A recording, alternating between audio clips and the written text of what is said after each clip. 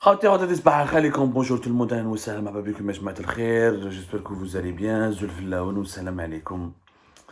Avant de commencer cette émission, j'étais en train de verser des larmes. Wallah ya jama'a, j'étais en train de pleurer. Wallah, j'étais en train de pleurer, j'étais en train de voir des images qui m'ont rappelé. C'est des scènes que j'ai vécues, hein. Cette émission, c'est pas le journaliste qui parle, c'est le citoyen, l'Algérien Abdou Semmar qui a vécu cette scène plusieurs reprises.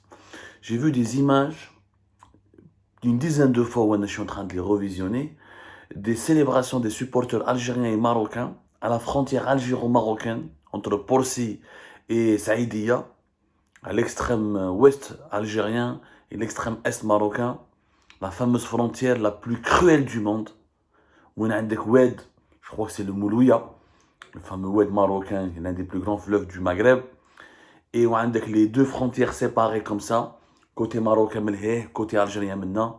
Je suis des supporters algériens qui partageaient, c'était lors de la victoire du Maroc contre le Canada et sa qualification 8e de finale de la Coupe du Monde 2022 qui doit se dérouler en ce moment au Qatar, des supporters algériens qui partagent et qui célèbrent cette belle qualification de l'équipe marocaine, qualification historique, un succès flatteur et historique avec leurs frères marocains et sœurs marocains de l'autre côté de la frontière marocaine. Et les deux séparés par une frontière militarisée, des barbelés, juste un oued qui les sépare. Ou les Marocains, les one two three vive à l'Algérie, ou les Algériens, نحبوكم يا nos frères, حنا خوا خوا, مبروك عليكم, مبروك عليكم, vous êtes les meilleurs, وهما Alger, Alger, ou تاوعنا les Algériens يقول Casablanca يا Casablanca. Ça déchire le cœur. Ça déchire le cœur. J'ai vécu ces scènes, à l'appel comme j'ai fait plusieurs reportages dans cette région. Marsal Kébir, Porsi. Il y a de quoi faire des films dans cette région. Il y a des histoires extraordinaires. L'une des plus belles côtes du bassin méditerranéen. Des plages à... des plages à couper le souffle. الناس اللي شافوا ولاد تلمسان, ناس مغنية, ناس غزوات. Oui, tous les Algériens et les Algériens, ils aiment la mer, ils aiment la plage, ils aiment la découverte et les voyages, ils aiment le Porsi. Nous aussi, Marcel Kébir, depuis l'indépendance, ils savent de quoi je parle. Allez voir les plages qu'il y a là-bas, il y a les sites qu'il y a là-bas, c'est majestueux. Mais une frontière, mais une région gâchée, au charme détruit, violé par cette frontière algéro-marocaine qui est fermée, parce que de l'autre côté, il y a Saïdia, qui a connu un développement aussi intéressant, un développement très important. Ben fait une station balnéaire très intéressante. C'est malheureux, Wallah, c'est malheureux. C'est malheureux, c'est malheureux. Tu des barbelés jusqu'au fond de la mer. J'oublierai jamais cette image, violente, hein. Wallah, c'est l'une des images les plus violentes que peut-être qui m'ont fait le plus de mal durant toute ma carrière de journaliste. Tu vois une géographie violée, une géographie meurtrie, une géographie salie par l'arbitraire politique. Et les scènes les plus touchantes lors de ce virage avec les montagneux, les frontières les fermées, toujours à l'ombre des montagnes et des falaises, تشوف des Marocains de l'autre côté, ils jouent toujours avec leur drapeau, يعيطوا نحبوكم يا les Algériens, نحبوكم. Et de l'autre côté, les Algériens qui crient نحبوكم يا les Marocains. Des fêtes de mariage, في العيد, surtout les Eid, ils jouent les Marocains, ou ils jouent les Algériens. La frontière, elle est fermée, ou سلموا عليهم, qu'il y a des familles qui se connaissent et qui sont divisées depuis des décennies, depuis cette foutue fermeture des frontières. Qui sont divisées, il y a des gens, des athlètes avec une force athlétique, يرموا شكاية تاع الحلوى من فوق, هكذا يرميها حتى côté marocain, والاخر الماروكان يرميها côté algérien, sous l'œil méchant, averti des gardes frontières, des militaires algériens et marocains, de peuples qui s'entre-déchirent. Une scène terrible, Yanas. Wallah ya jma'a, une scène terrible. ما عندي ما نقولكم, ما عندي ما نقولكم, ما عندي ما نقولكم.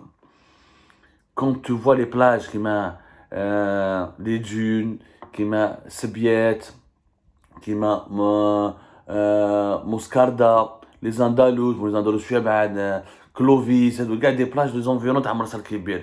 Magnifique endroit. Un paradis, يا جماعة, un paradis, يا جماعة. وبس كي تروح تشوف ou ça arrive la frontière, t'as envie de pleurer. Tu pleures, moi, si t'as envie de pleurer. Tu pleures, Yanes. Wallah, je m'arrête, tu pleures.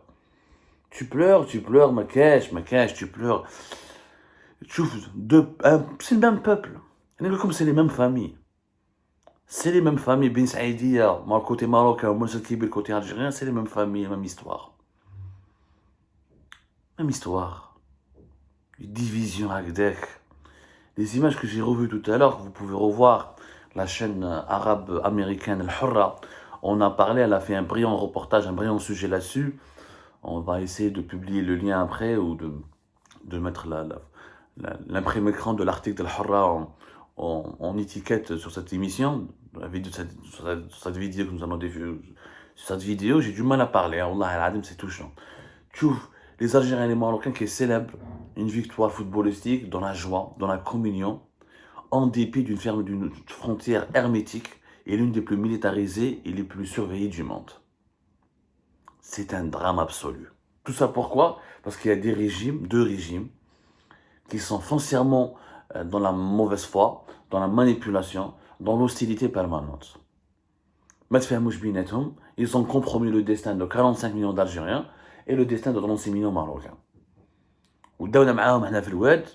L'image du Oued qui sépare, c'est une image vraiment symbolique, vraiment tout colle. La nature, peu importe ce que vous croyez, votre idéologie, mais le panorama, le tableau naturel dessiné par une main invisible, résume parfaitement la situation des relations algéro-marocaines. Un Oued, le Oued de l'incompréhension, des malentendus, des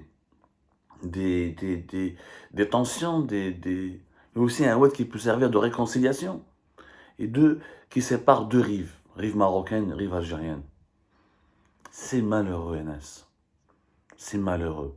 Une côte enchanteresque. On aurait pu développer des stations balnéaires côté algérien comme côté marocain pour devenir la perle du tourisme de la Méditerranée. Msaïdia, Porsi, ni l'Espagne, ni Ibiza, ni Palma de Mallorca, ni l'Italie, ni la Croatie. Des plages de rêve avec des endroits de rêve, une histoire de rêve. نسمع لبلهمش علاش نعيطوا لها بورسي عبالكم بورسي ça mérite un film. C'est un Français qui s'appelle Louis C, qui certes était convaincu par la colonisation de l'Algérie, mais qui est venu, qui a trouvé tout est vierge. Il est tombé sous le charme de cette région. Louis C, il descend d'une grande famille d'entrepreneurs et d'industriels français. Il a trouvé que cette région était hyper belle, et avec un grand potentiel pour l'avenir. Il a créé un port pour développer une activité économique, pour pouvoir exporter les céréales de la région à des frontalières algéro-marocaines vers l'Europe. Ensuite, il a eu l'idée de développer une station balnéaire. Ils ont créé, entre début du XXe siècle, c'est à partir de 1900, 1905, il a créé toute cette vie. C'est pour ça qu'on l'appelle Porsi, parce que c'est lui qui a créé le port, lui c'est. On bat des cas après l'indépendance, bon, on a changé Marcel Kébir, mais Marcel Ben Mehdi plutôt, mais c'est pas grave. C'est pas grave, Marcel Kébir plutôt. C'est pas grave, mais c'est quelque chose de très très beau. Wallah ya jma'a ou shanqulkum. Ça fait mal au cœur. Ça fait mal au cœur. Ça fait très très très mal au cœur et Marcel Ben Mehdi, pardonnez-moi, Marcel Kébir c'est du côté d'Oran. C'est un port qui sert d'une force navale, etc. Je parle de Porsi, Marsa Ben Mehdi. Voilà. On a dit Porsi. Aucun Algérien n'a dit aucun Algérien n'a dit Marsa Ben Mehdi. Je ne fais pas مليح. Gars a dit Porsi. C'est exceptionnellement beau là-bas. Franchement, bon, je conteste pas le fait qu'il fallait lui changer de nom. Lui, c'était un partisan du colonialisme ou de la colonisation. Okay. Pour moi, ça, c'est pas un problème. Mais cette division au niveau de la frontière algéro-marocaine, c'est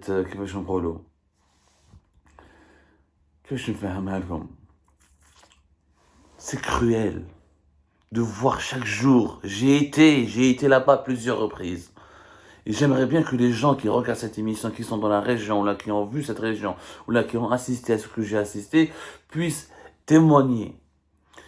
Chaque jour, des familles marocaines et algériennes s'échangent des youyou, des messages, n'haboukoum, des signes, des discussions à haute voix, chacun de son côté,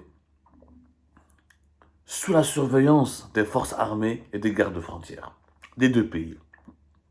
À 1000 reprises, lorsque par exemple l'Algérie a tenté de se qualifier, lorsque l'Algérie s'est qualifiée au deuxième tour en 2014, il y avait des Marocains et des Algériens qui ont essayé de traverser la frontière. À chaque fois, ils sont arrêtés par les gardes frontières et repoussés et rejetés. Il y a 1000 fois, 1000 fois. Bien sûr, là-bas, depuis les tensions politiques de 2020-2021, la surveillance a été nettement renforcée. Nettement renforcée. Mais à chaque événement national, sportif, fête religieuse, fête nationale, et même chaque jour que Dieu fait, dans la vie ordinaire et quotidienne, des familles algériennes et marocaines se retrouvent au niveau de ces deux Balkans. Voilà. Deux Balkans qui surplombent un fleuve et des tranchées. Et les gens se regardent et s'échangent des mots d'amour, des mots de tendresse, des youyou, s'envoient des sacs de gâteaux ou là des cadeaux. C'est dramatique, cruel, ou la cruel, j'ai pas. Franchement, il n'y a rien à dire. Ou tu ouvres quand tu vas te baigner là-bas, tu ouvres les plages, Moscarda les plages de Hbel, vraiment Hbel. Le Beyata ou d'autres plages, يعني معروفة la région تما هذه. Je suis pas un guide touristique, je sais pas ça, il s'agit pas de promouvoir la région. Voilà. Pour si elle est connue mondialement. Mal entretenue, mal gérée encore une fois. Cette région mériterait un film. Comment Ada Luissé est venu, a voulu faire un port, il a cru en cette région. Et ce qu'elle est devenue plus tard après l'indépendance des deux pays. Et ce qu'elle est en train de subir à cause des conflits politiques et diplomatiques permanents entre les deux pays. En tout cas, bravo à ces supporters marocains et algériens, ces Algériennes et ces Marocains et ces Algériens qui se sont rassemblés tout au long de la frontière pour se parler, pour dialoguer, pour fêter ensemble un moment de communion. Ils incarnent l'exact espoir et le potentiel extraordinaire qu'il y a entre les deux pays. Ils sont l'exact contraire de ces dirigeants algériens et marocains qui sèment la zizanie, qui cultivent les malentendus et les tensions, et qui nous entraînent dans une guerre fratricide inutile, totalement inutile, contre-productive. C'est pour moi la guerre peut-être la plus idiote de l'histoire de l'humanité.